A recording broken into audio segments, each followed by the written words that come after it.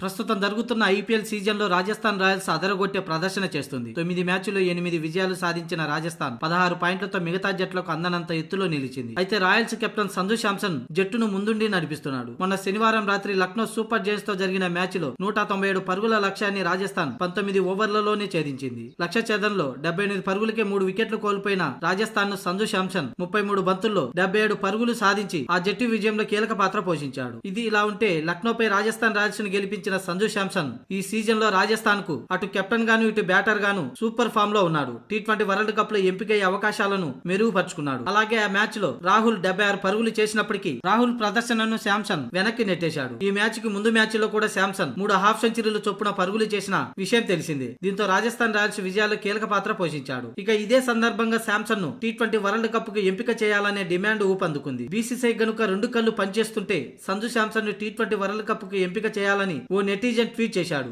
ఒకవేళ సంజును ఎంపిక చేయకపోతే లాస్ అతడికి కాదు టీమిండియా కని చాలా మంది ఫ్యాన్స్ వాపోతున్నారు.